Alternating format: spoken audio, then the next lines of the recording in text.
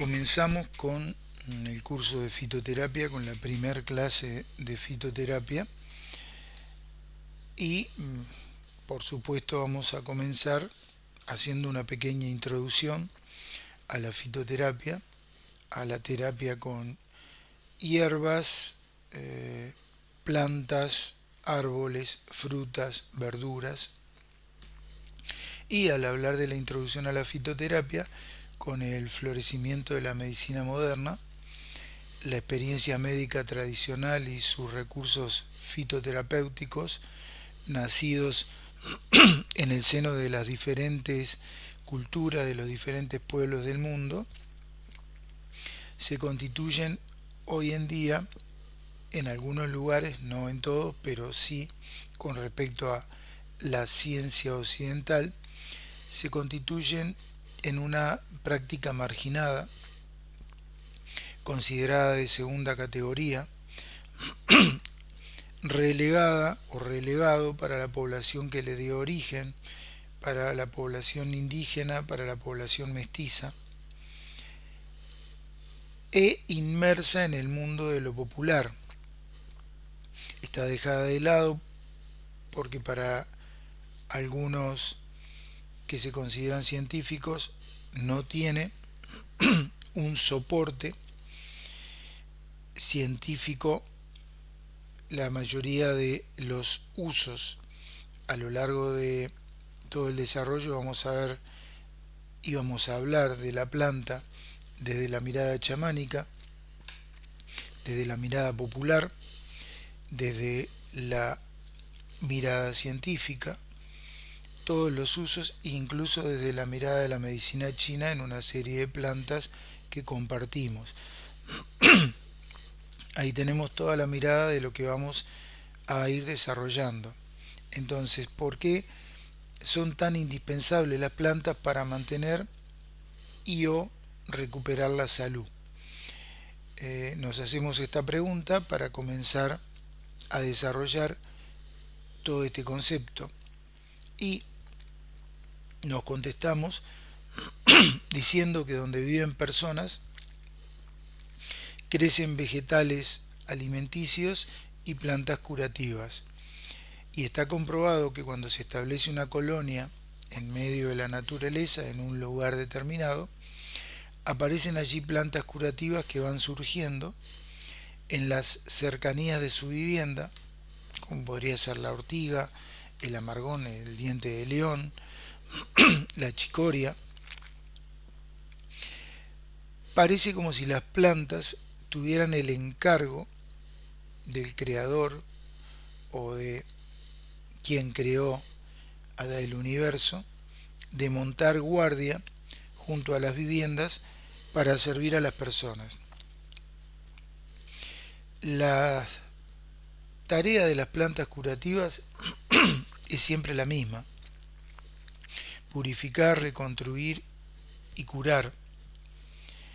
Las plantas curativas están en estrecho contacto con la tierra, por lo tanto vamos a ver que contienen minerales indispensables para la salud, como hierro, silicatos, sodios, potasio, azufre, magnesio, manganeso, yodo, etcétera, que los vamos a ir describiendo. Cuando comenzamos a hablar de fitoterapia, la desarrollamos en una primera instancia desde nuestro país y por eso hablamos del origen de la medicina popular fitoterapéutica en Uruguay, y ahí es donde un papel importante tuvieron los guaraníes de las misiones jesuíticas. Como ven, queda fuera del Uruguay, pero es parte de nuestro desarrollo. Allí se cultivó esta medicina y se difundió a toda la región del Río de la Plata. Los aborígenes del grupo étnico tupí-guaraní utilizaban desde antes de la aparición de los europeos, por tomar un ejemplo, las hojas de un árbol para las enfermedades del tracto respiratorio, al cual se lo conocía con el nombre de ambay, en Brasil, en Baubá, que pertenece a la familia de las moráceas. Los payé, o sea, los curanderos de la tribu, le daban a beber en tisanas y también en polvo a los enfermos con problemas respiratorios. Y también utilizaban las hojas frescas para heridas y quemaduras. Y el látex del tronco lo usaban para verrugas como cáustico.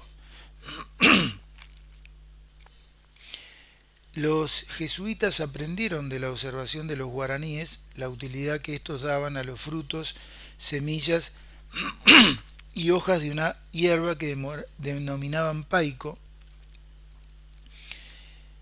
y que más tarde se difundió por Europa con el nombre del té de los jesuitas. El paico es un excelente antihelmíntico.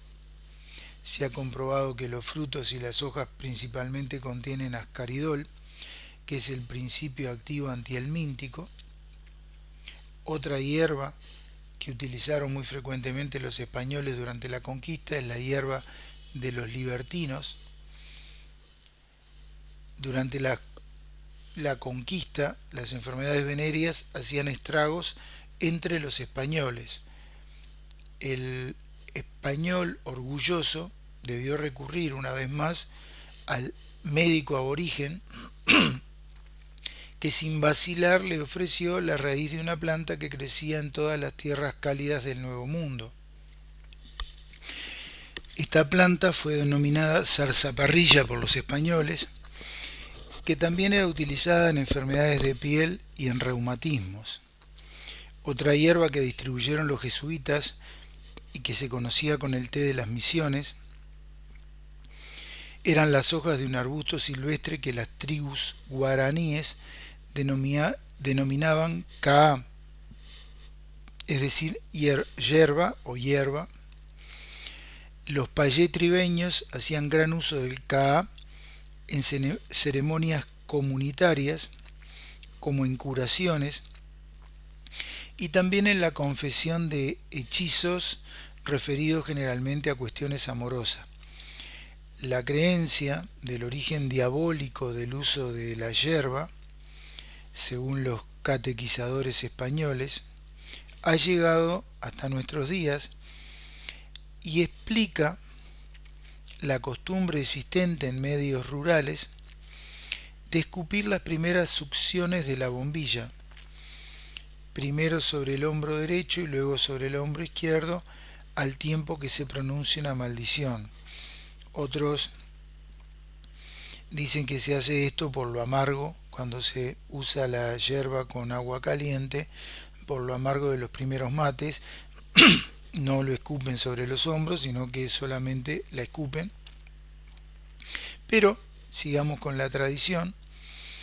De esta forma se neutralizaba la presencia del demonio en la yerba, añanga, y de esta forma se impide el maleficio.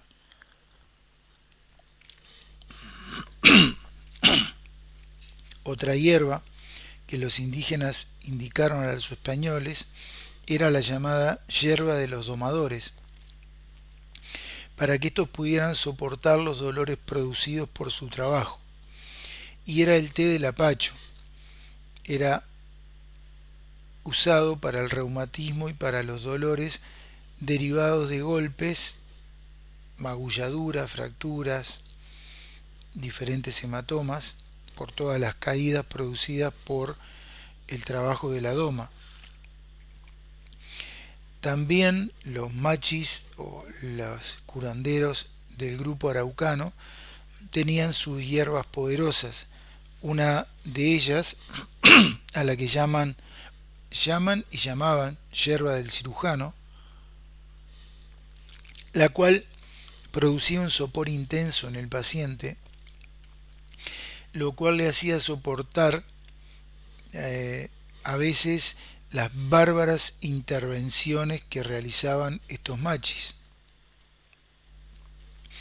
Este brebaje era un cocimiento de las hojas del chamico, un arbusto muy frecuente en toda la zona sur, es una planta de la familia de las datura, y en ella la presencia de un alcaloide que es la escopolamina explica los efectos soporíferos de esta planta, cuyo nombre científico, como decíamos, es de la familia de las datura y es la Datura ferox. Aún hoy se sigue usando un cocimiento de chamico con vino buscando efectos soporíferos, pero a veces los resultados son fatales para los usuarios por el exceso de la dosis que se está empleando. La planta además es tóxica para el ganado vacuno, para el ganado ovino, para el ganado lanar, es mortal para los conejos y para otros mamíferos menores. Para ver la potencia que tiene el chamico de sus efectos soporíferos. También se usaban las hojas secas en forma de cigarros para las enfermedades pulmonares, por un lado por sus efectos antiespasmódicos y por lo tanto broncodilatadores. De ahí que uno de los usos que todavía hoy se sigue haciendo del chamico en algunos lugares es el de broncodilatador. También se sigue usando como soporífero, pero con los riesgos que habíamos relatado. En nuestro país, ahora sí, llegando a nuestro país, la arboristería se origina a nivel rural, manteniendo tradiciones que, si bien no se recuerda de dónde surgen cuando se habla con las diferentes personas, tienen todos los rasgos tradicionales de ese origen indígena que relatamos. Principalmente ese origen indígena son influencias guaraníes y desde allí pasa hacia los centros poblados. Esto como una breve introducción del desarrollo de la fitoterapia en nuestras Américas y en particular en nuestra América del Sur, y la importancia de un montón de plantas que vamos a relatar, muchas de ellas justamente autóctonas de nuestra parte del mundo. Y comenzamos hablando de la recolección de las plantas medicinales. Cuando hablamos de recolección tenemos que marcar que en las plantas no todas las partes que la componen tienen propiedades curativas. A veces solo una parte de ellas tiene propiedades curativas, o culinarias, o cosméticas. Y estas pueden ser o las raíces, o los troncos, o la corteza de la planta, o las bayas, los frutos carnosos como puede ser la uva, la pitanga, las cerezas de monte, los frutos en general de otras plantas que ya no son comestibles, hojas y flores. A veces puede toda la planta tener propiedades curativas o culinarias o cosméticas, o solo una parte de ella. Se deben evitar, cuando hablamos de recolección, y lo vamos a ir marcando, evitar entonces recolectar las especies que crecen a lo largo de una carretera frecuentada por vehículos de combustión, por eso decimos movidos a nafta o a gasoil o a otro combustible fósil, porque los gases tóxicos van a la planta y la planta los absorbe, entonces hay cierta contaminación de esa planta que vamos a usar. De ser posible, por lo tanto, son las que no vamos a recolectar. Y hablemos del tiempo de recolección de las plantas. Y para comenzar hablando del tiempo de recolección, comenzamos por las hojas. Las hojas con o sin tallos se recolectarán antes de iniciarse la floración en la primavera. pero cuando hayan llegado a su madurez, se comenzará por aquellas que se hayan situado más abajo, es decir, lo más cerca del suelo, para así ir remontando a medida que sea conveniente hasta el remate de la planta, hasta la punta de la planta. Las hojas deben de estar sanas en su aspecto exterior y limpias de polvo. Porque, ¿cuál es el porqué de comenzar por las hojas de más abajo? Las hojas de más abajo son las más antiguas, son las que más sustancias medicinales van a contener. Por eso es que llegado a la floración en la primavera, de algunas plantas solo vamos a hablar de cosecharlas de más abajo, y en otras plantas que son estacionales pero de menos cantidad vamos a sacar mayor número de hojas y hasta, como dice el texto, llegar al remate de la planta. Otra parte que se recolecta son las flores y se arrancarán al inicio de su desarrollo para evitar que se marchiten, y el mejor momento del día para efectuar esta operación se situará por la mañana tras haberse disipado el rocío. De ahí que ni bien se seca el rocío, es el mejor momento para las flores. Los capullos, si vamos a recolectar capullo, no deben estar turgentes ni cerrados. Están ya en la etapa de que están haciendo esa pronto hacia la explosión de la flor. Entonces, cuando se trata de flores, va a haber casos en que nos conviene recolectarlas como pimpollos. En otros casos, como puede ser la malva, un ejemplo, cuando aún no están completamente abiertas, porque después que inmediatamente se abre, se caen los pétalos. Y va a haber otras especies donde vamos a tener que hacer la cosecha de la flor cuando ésta está completamente abierta. Si lo que interesa son las sumidades floridas, se recogen al inicio de la floración. Lo mismo puede decirse de las partes aéreas de la planta. O sea, las sumidades floridas, ni bien comienza la floración, se hace su recolección, y si tenemos que junto con las sumidades floridas recolectar las partes aéreas de la planta, debemos hacerlo en ese comienzo, en ese inicio de la floración.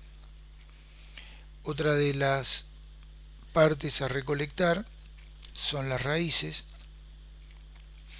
Se recogen en otoño y en principio del invierno.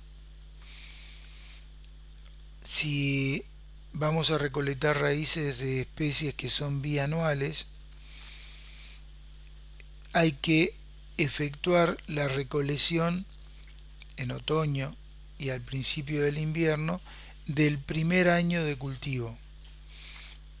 Y cuando las especies son perennes, en el segundo o tercer año. De ahí que, de acuerdo a la planta, si es bianual, en el segundo año ya la planta está envejecida, en el primer año está en su potencia plena de sustancias químicas, por eso recolectarla. Cuando son perennes tenemos que dejar ese segundo o tercer año para que la planta se vaya desarrollando y vaya desarrollando todo su potencial en las raíces. Las raíces y los rizomas se recolectan entonces al final del periodo de crecimiento de dichas plantas, o sea, al final del periodo de crecimiento, por eso decimos otoño y principio del invierno, y esas raíces y o los rizomas, se van a retirar o se van a recolectar a la caída de la tarde, fuera de los periodos de vegetación, o sea que no va a ser ni en verano ni en primavera, es decir, en el transcurso, como habíamos relatado, del otoño o del invierno. Tras haberlos desenterrado con mucho cuidado, ayudándonos de una pala, de una azada o de una herramienta que nos permita escarbar, y luego eliminar la tierra que puede haber quedado adherida a la raíz. La tierra la podemos quitar cepillando la raíz. Una cosa importante, no lavarla a menos que la vayamos a utilizar enseguida, sino retirar toda la tierra posible, y en el momento que se vaya a usar es cuando la lavamos. Otra parte de la recolección son las cortezas. Las cortezas se recolectarán en tiempo húmedo, ya sea en el otoño, ni bien se caen las hojas y todavía está la humedad,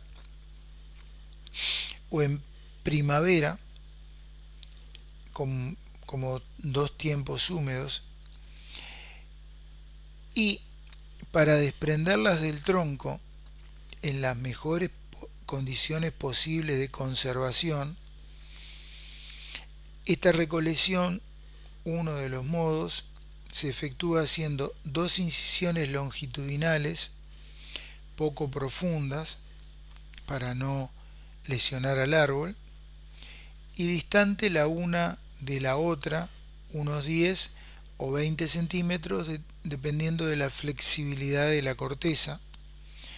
Luego completamos el rectángulo uniendo arriba y abajo por dos incisiones transversales, y ahí retiramos la corteza. Las cortezas resinosas es mejor recogerlas en primavera y las no resinosas en otoño.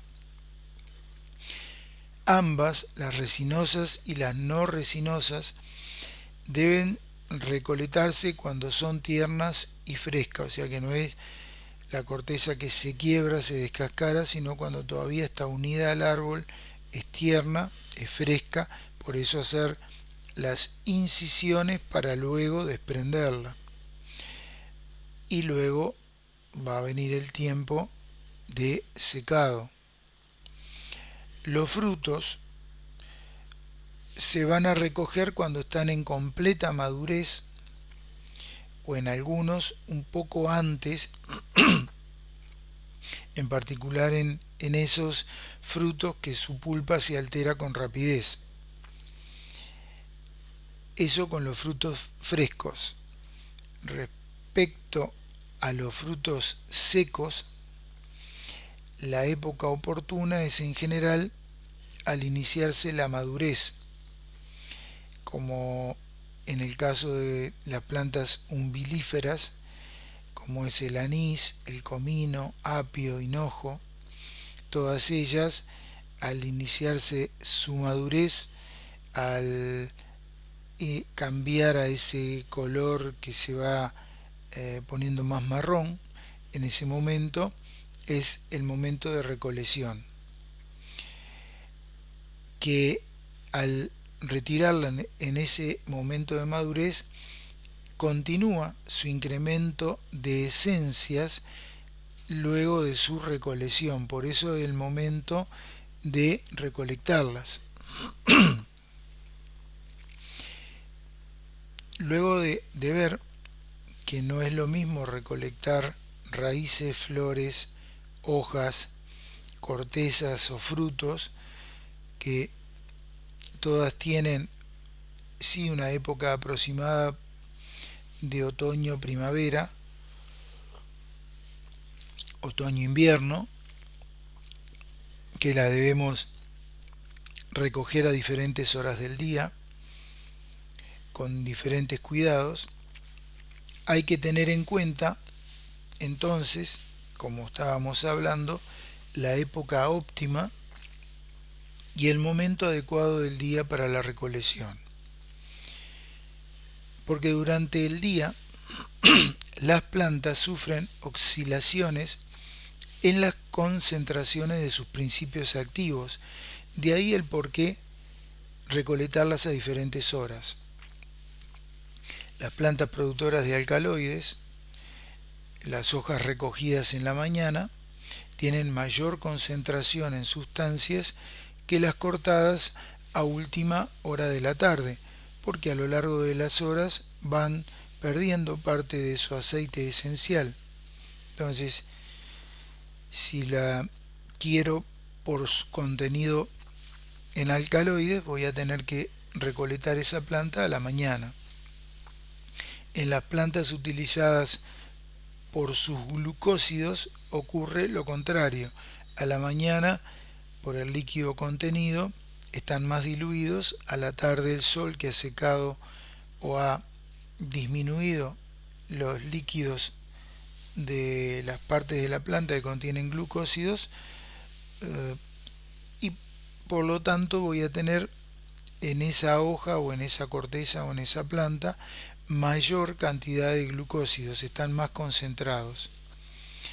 En las plantas productoras de esencia, las sumidades floridas cortadas por la mañana temprano tienen mayor concentración que las recogidas al mediodía. En este caso también, una de las causas o la causa más importante es la vaporización más intensa que se produce durante las horas de sol.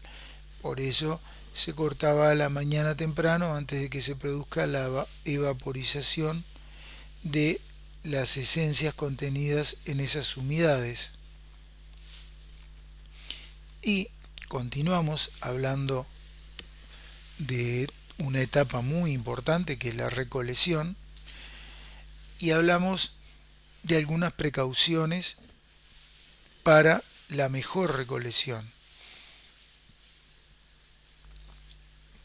De ahí que empezamos que las plantas no deberán estar húmedas por la lluvia o por el rocío, lo que dificultará el secado. Por eso decíamos que las recolectábamos a la mañana temprano, pero luego que se diluía el rocío.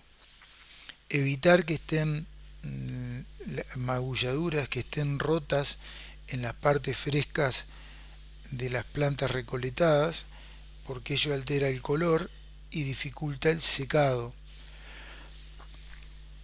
Otro punto importante, que las plantas o sus partes no deben amontonarse cuando estén frescas. O sea que en el momento que las recolecto y todavía están frescas, no tienen que estar amontonadas, tiene que haber espacio entre ellas.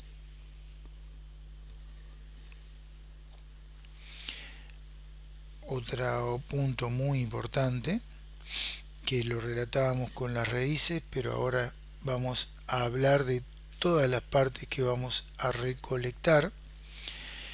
Las plantas tienen que estar libres de tierra, de insectos, de basuras, de malezas. Lo nombramos y lo volvemos a marcar como precaución: no recolectar plantas en lo posible al costado de carreteras, y decíamos específicamente de carreteras donde los medios de transportes usan combustibles fósiles y esos combustibles largan gases que van a intoxicar a las plantas, o plantas cercanas a cursos de agua contaminados por vertientes industriales, o en lugares que se hayan hecho tratamientos con agrotóxicos. Si se usaron fitosanitarios, no podemos ir después de eso a recolectar las plantas.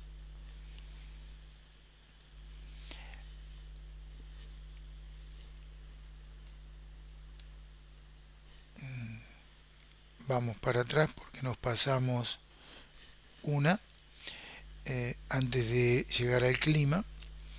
Dos cosas más a tener en cuenta en la recolección de las plantas medicinales son la edad, que lo fuimos relatando, dependiendo de, en el caso que lo más lo relatábamos era de las raíces, que decíamos si eran bianuales, si eran perennes.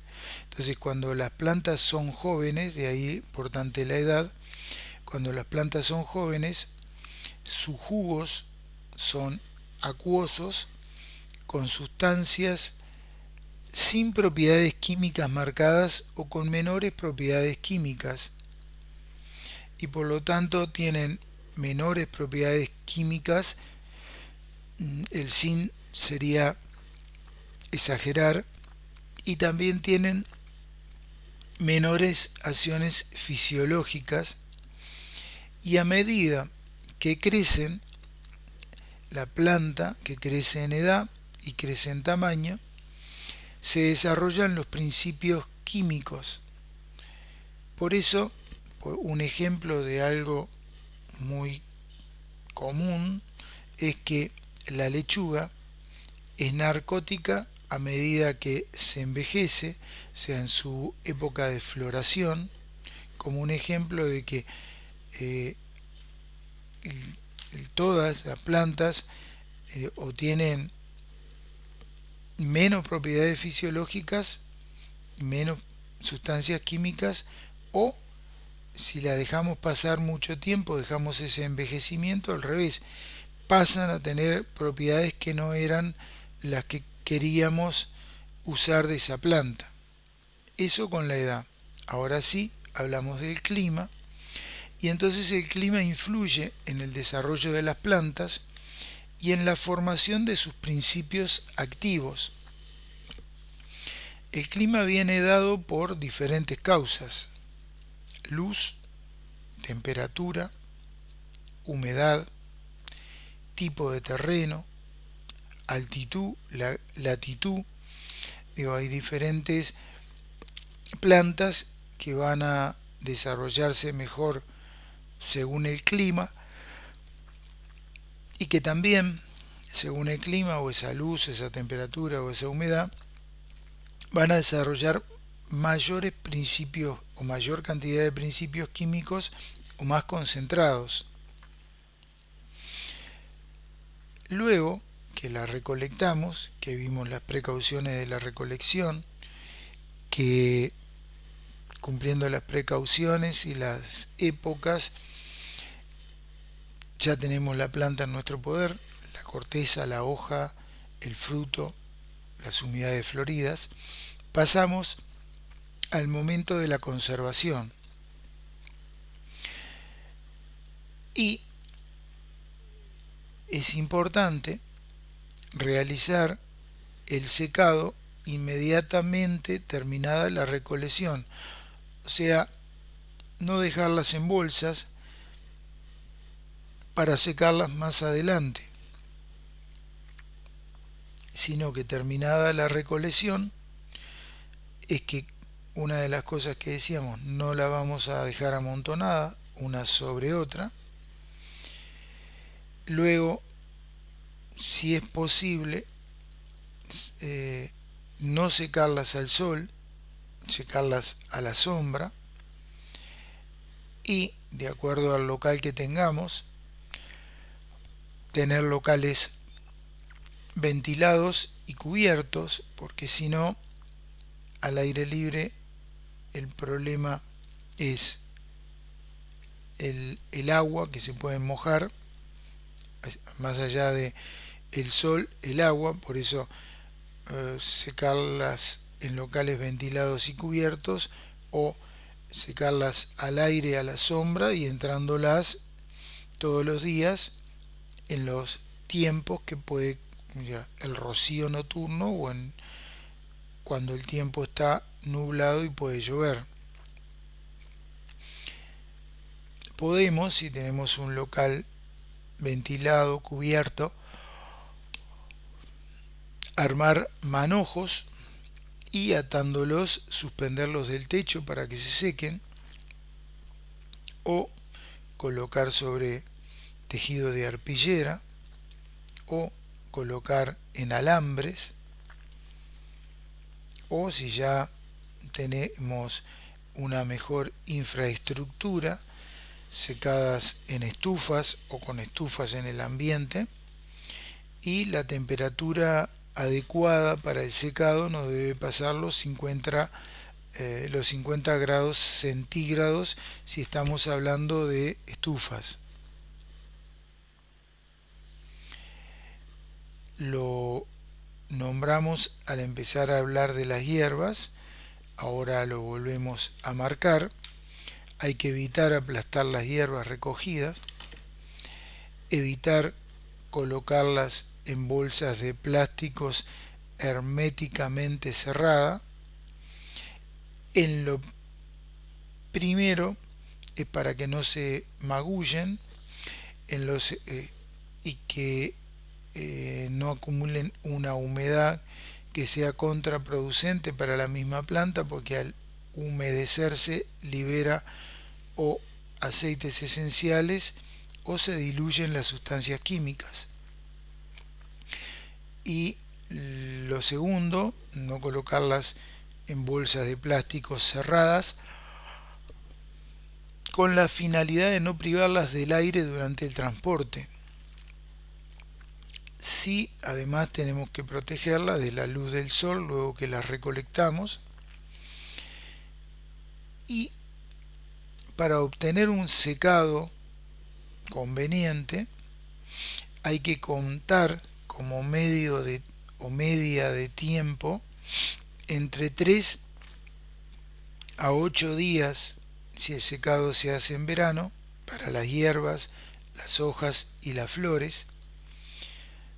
Si el secado se hace en primavera, o sea, la recolección se hace en primavera para hacer el secado, durante la primavera este periodo se prolonga de 1 a 2 semanas, entonces pasamos de 8 a 15 días.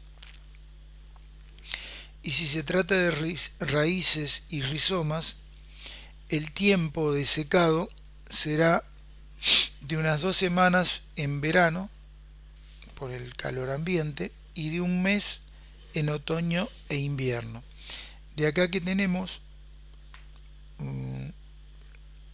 medidas interesantes de tiempo para que nuestra recolección haya sido buena, con la limpieza, con todo lo que habíamos tomado como precauciones, y ahora las voy a secar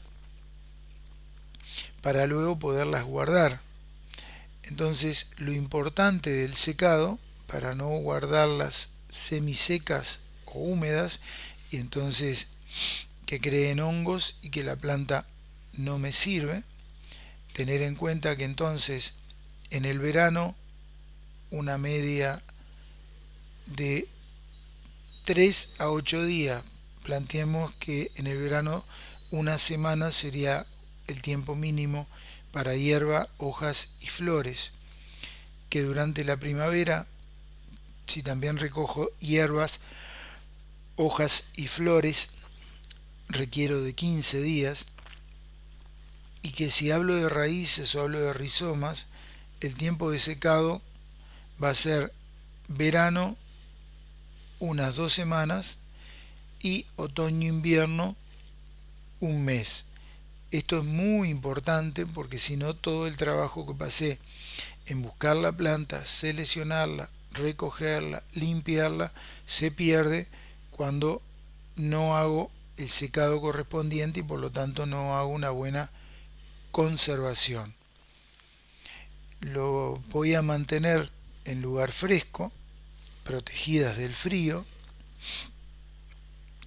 Luego pueden ser en bolsas, después que se hizo el secado estamos hablando, ¿no? En bolsas de papel bien cerradas o en cajas de madera o de cartón recubiertas de papel para que se mantenga ese buen secado que hicimos. Lo puedo también tener en recipientes de cerámica o de cristal, y hablamos de cristal coloreado porque ese cristal coloreado impide la acción modificadora de los rayos luminosos sobre la planta. Ahí entonces hicimos la selección de qué parte de la planta queremos, vimos el clima, la edad, la época del día o la época del año para recogerla, hicimos la recolección, hicimos la conservación, primero por el secado y luego en lugares protegidos, y pasamos a hablar de términos más usados o términos usados en relación con las propiedades de las plantas medicinales. Y ahí que empezamos a hablar de términos como afrodisíaco, entonces decimos que esa planta que tiene ese efecto afrodisíaco es una planta excitante del apetito sexual, es un medicamento que aumenta la potencia sexual. Si hablamos de una planta que es un alergógeno, o que la planta lo usamos como alergógeno,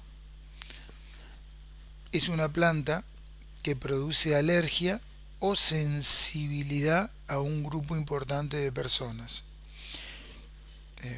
Es probable que no lo vamos a usar para producir esa sensibilidad, pero saber que hay muchas plantas que tienen esa capacidad alergógena y lo vamos a marcar dentro de las precauciones, dentro de los efectos secundarios.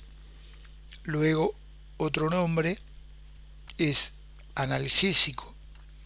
Cuando aparece la palabra analgésico, son todas aquellas plantas que suprimen el dolor, por eso tiene esa propiedad analgésica. O puede haber otro nombre para ese efecto de suprimir o calmar el dolor, que es anodino. Entonces, cuando la planta se dice que es anodina, es que calma el dolor.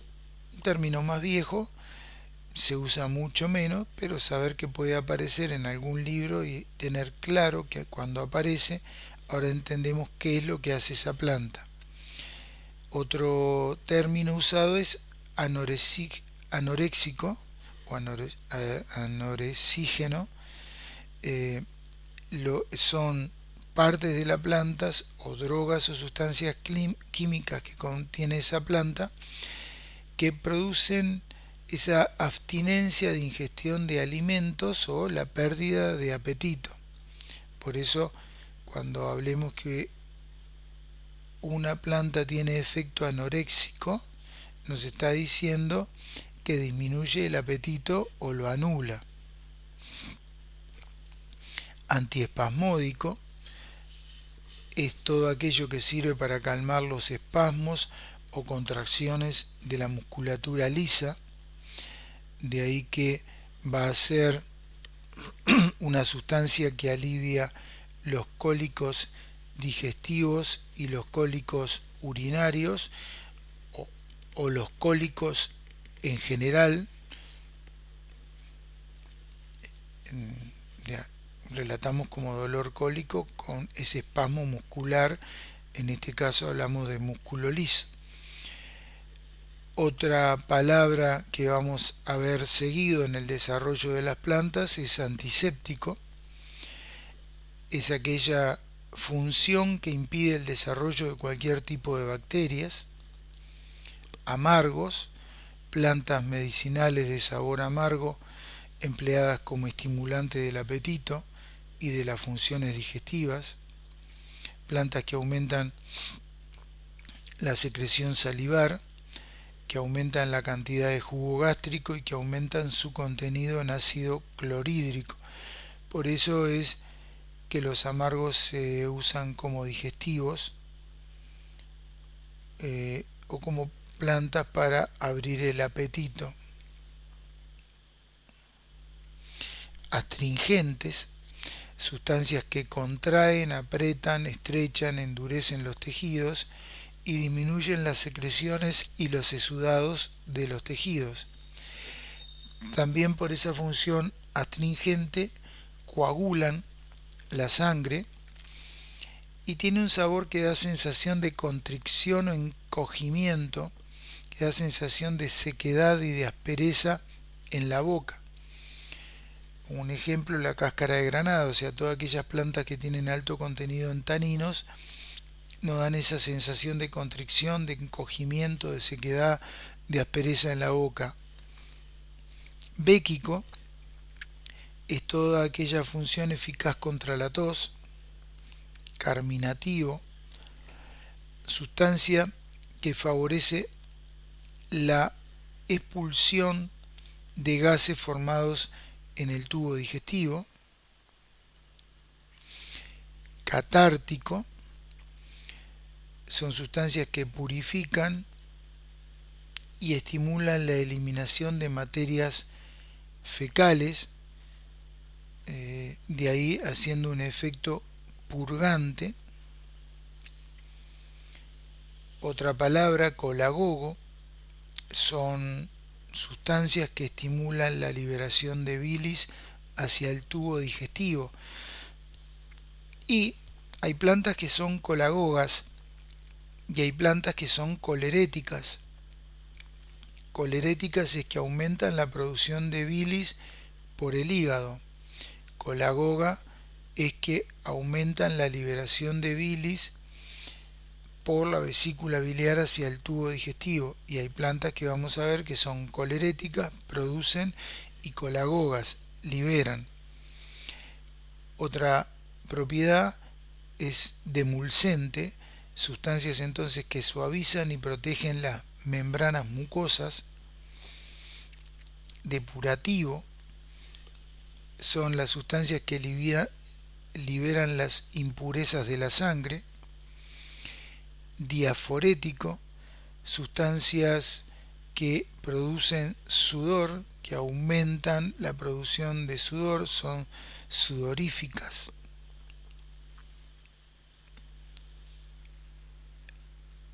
Otras sustancias son diuréticas, aumentan la cantidad de orina. O nos encontramos también con sustancias emenagogas, o decimos que una hierba es emenagogo, entonces estimula o produce el sangrado menstrual. De ahí que muchas plantas por este efecto van a estar contraindicadas en embarazadas.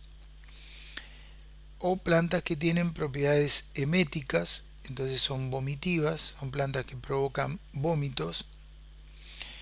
O que tienen propiedades emolientes, de ahí que tienen la propiedad de reblandecer los tejidos de la capa superficial de la piel, aumentando su elasticidad.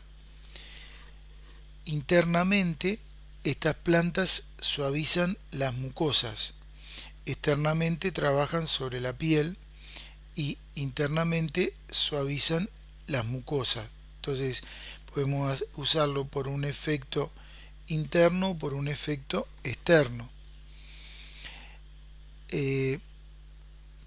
Propiedades estimulantes, sustancias que aumentan la actividad funcional de un órgano o de una víscera en particular.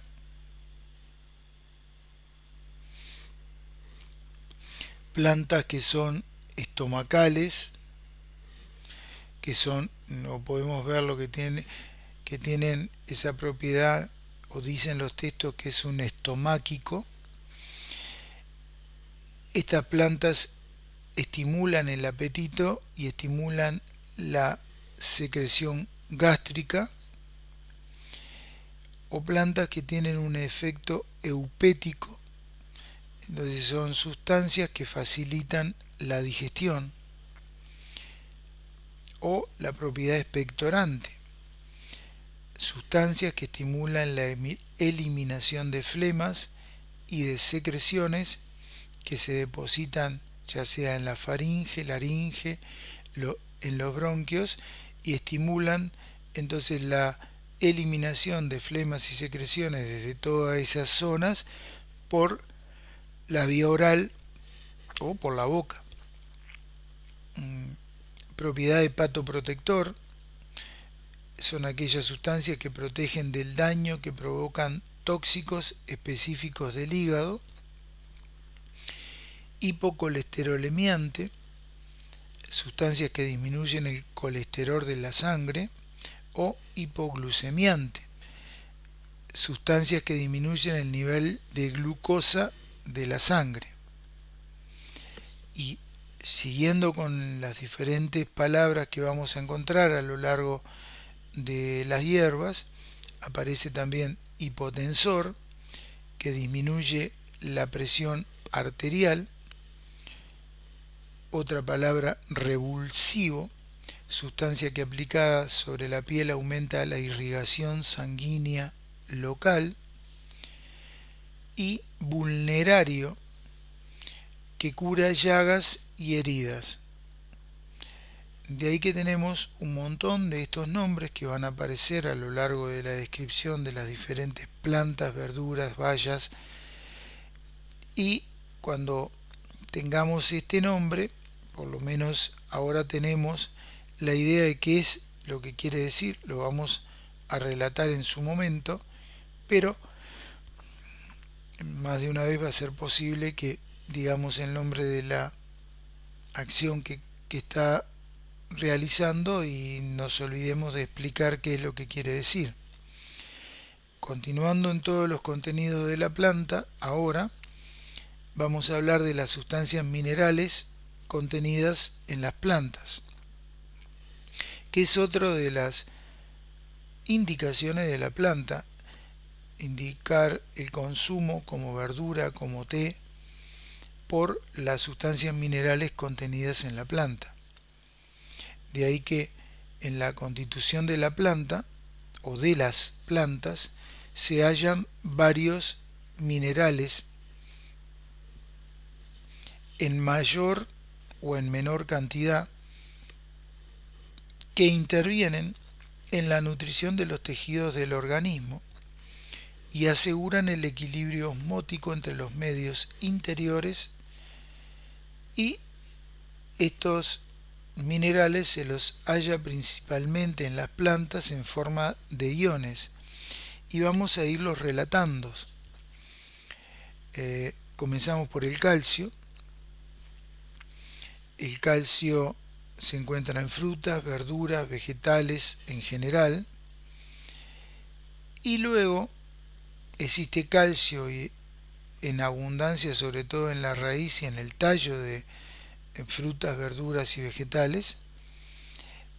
Y damos un ejemplo de algunas verduras y frutas que tienen un componente mayor de calcio, como son el higo con 45 miligramos cada 100 gramos, la papa con 30 miligramos de calcio cada 100 gramos, zanahoria 50 miligramos cada 100, cebolla 50 miligramos cada 100 y ortiga 60 miligramos cada 100.